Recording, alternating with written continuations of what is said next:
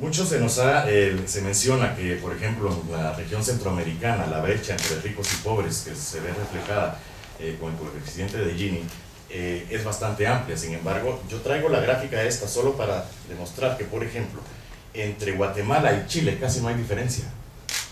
Y Chile es un país considerado ya no en vías de desarrollo, sino un país desarrollado, un país que maneja otro tipo de condiciones sociales, un país que tiene un servicio de salud adecuado en la mayoría del país, una educación que es adecuada para su población, y sin embargo la brecha social que existe entre ricos y pobres es tan alta como la de Guatemala. España en amarillo, se ve la brecha que se establece, es corta, y al lado, si no estoy equivocado, está Estados Unidos, en lila.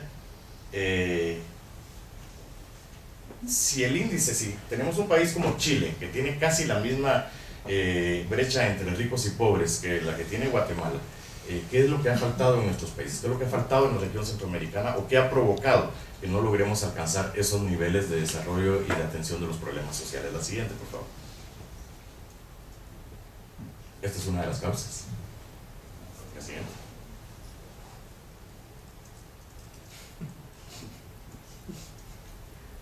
Esa es otra de las causas.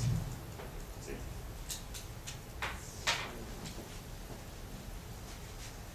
La siguiente.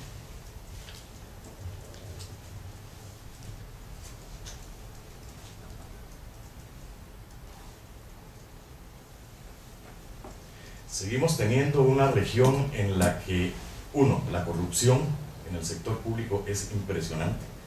Tenemos una región en la que el crimen organizado se ha logrado insertar en las estructuras de poder. Tenemos una región en la que las pandillas juveniles se han convertido en un verdadero problema, a tal punto de que solo en Guatemala se calcula que hay 300,000 jóvenes involucrados en pandillas juveniles. Se han convertido en los sicarios de los grupos de narcotraficantes, que ha generado una violencia que no se puede controlar en Guatemala y en El Salvador. Sobre todo el narcotráfico, que se ha metido hasta los huesos de esta democracia que nosotros estamos viviendo, que la llamamos democracia reciente. Sin embargo, no hay un liderazgo nacional en cada uno de los países que verdaderamente represente ese cambio generacional o ese cambio hacia una actitud mucho más abierta, una actitud mucho más objetiva hacia el desarrollo que debemos de tener. Y les pongo el caso. Jorge Serrano Elías desde Panamá continúa dirigiendo en parte la política en nuestro país. Hay romería de políticos a hablar con Jorge Serrano para para recibir su apoyo, en algún momento recibir su consejo. Álvaro Arzú fue electo alcalde de la ciudad de Guatemala, fue presidente de la República de Guatemala, que por cierto yo creo que ha sido el mejor presidente en la época democrática que ha tenido el país. Sin embargo, se ha lanzado como alcalde y ha sido 2 veces alcalde de la ciudad de Guatemala posteriormente a ese periodo. Y Alfonso Portillo fue acusado de corrupción por un desvío de 900 millones de quetzales del dinero del Estado. Y en este momento Álvaro Colón, que a través de distintos programas está tratando de orientarse un poco hacia la línea que como Venezuela está manejando en el área social. Tal vez el más significativo es El Salvador, en donde sí han tenido un relevo de cuadros dirigenciales y en donde por lo menos tanto el presidente Flores como el presidente Zanca era un liderazgo joven, un liderazgo nuevo que logró llegar. Y en este momento el presidente Funes, que al igual que ellos dos, es un empresario, es una persona, un comunicador joven que logró alcanzar la presidencia apoyado por el FMLN, pero que ha logrado hasta este momento mantener la distancia entre su partido y el hacer gobierno. Regresa. Gracias. Manuel Zelaya, con su relación con Hugo Chávez, extremadamente cercana a esa relación, empezó a tener actitudes que al pueblo hondureño no le parecieron, obviamente.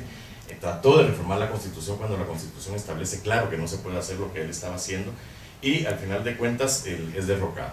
Y es derrocado, alguien decía, miren, es derrocado y es ilegal y la gente no está contenta. Yo quiero hacer acá, manifestar una opinión muy personal. Cuando un país o cuando una población no acepta lo que se hace en el ámbito político, en este caso el derrocamiento de un presidente, la población en pleno se hubiera levantado para defender que Manuel Zelaya regresara. Y no hay ejército que logre evitar a una población que se alza para lograr un objetivo en común. Y este no ha sido el caso de Honduras. La población no se ha levantado, es un grupo muy pequeño el que está manifestando, y es que al igual que como los conocemos en otras áreas, son los que más gritan y son los que más ruido hacen para poder hacerse escuchar, creen ellos, pero no han tenido la capacidad de poder regresar al esquema anterior. Y en el caso de Nicaragua, Arnoldo Alemán sigue manejando el Partido Liberal Constitucionalista, sigue siendo un referente y es el que toma muchas decisiones en su partido sin haber cedido el control del poder. Y Ortega en Nicaragua, que continúa al frente del Frente Sandinista de Liberación Nacional, del Frente Sandinista, y corrió 4 veces como candidato presidencial, lo que da la pauta que él es el que manda en el partido, él es el que tiene control del partido y que no cede ese liderazgo. Por lo tanto, tampoco hay renovación de liderazgos políticos en nuestros países. Entonces la pregunta es, ¿dónde está el relevo generacional? La siguiente. Se ha habido un despertar de los jóvenes en la región centroamericana. Guatemala tuvo, a través de un caso que internacionalmente se conoció mucho, que es el caso Rosenberg, movilizó a la población a exigir justicia y a exigir que se esclareciera el asesinato de Rosenberg, para que de alguna forma el gobierno y el sistema de justicia dieran muestras de que funcionaba. Eso provocó la manifestación de miles y miles de jóvenes que voluntariamente salieron a las calles.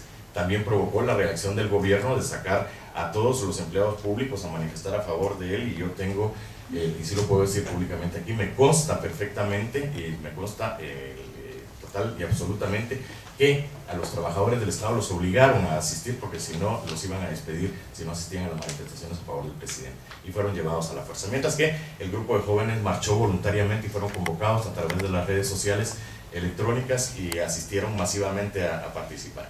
¿Cómo queremos entonces nosotros a nuestros jóvenes participando? Los queremos en ese tipo de actividades, involucrándose en política, involucrándose en movimiento social para respaldar ese cambio que verdaderamente debiéramos de tener, no lanzando bombas molotov ni lanzando piedras y haciendo escándalo, destruyendo propiedad privada.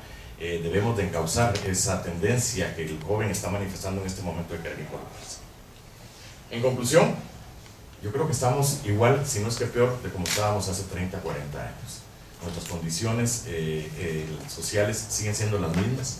Hay más violencia que con el conflicto armado. El conflicto armado era focalizado, ahora es una violencia que es incontrolable, no se sabe exactamente dónde está, y si uno está en el lugar inadecuado, en el momento inadecuado, puede recibir un disparo yendo a trabajar, saliendo a almorzar o andando con la familia juntos, puede recibir un disparo. Se han perdido y hay una carencia total de valores absolutamente en todo el país, en toda la región.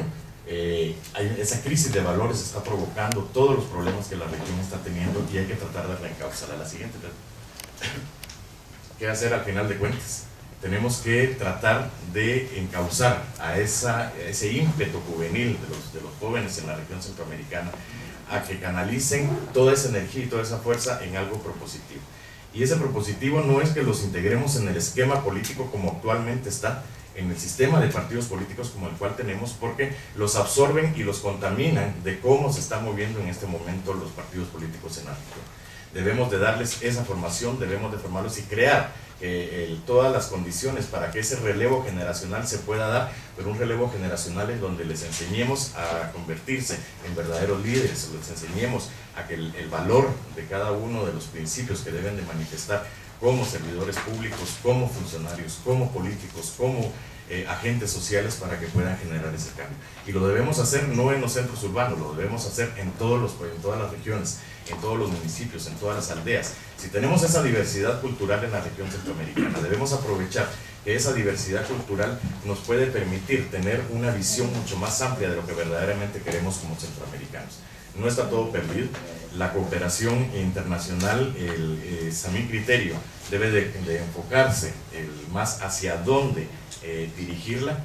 En algún momento la cooperación internacional daba los recursos a través de los gobiernos. Empezó a haber corrupción con el dinero de esa cooperación. Posteriormente decidieron darla a ONGs las ONGs se contaminaron también y empezó a haber corrupción con ONGs, y ahora están utilizando un procedimiento mixto que se las entregan a los gobiernos, pero tienen que ejecutar una ONG para tratar de tener un poco que entre ellos no se los quiten, ¿verdad? Sí, dos burocracias. Hay que buscarlo, hay que redirigir ese esfuerzo de la comunidad internacional para que verdaderamente tenga impacto, porque no es posible que 10.000 millones de dólares no hayan creado condiciones distintas de las que tenemos. Muchas gracias.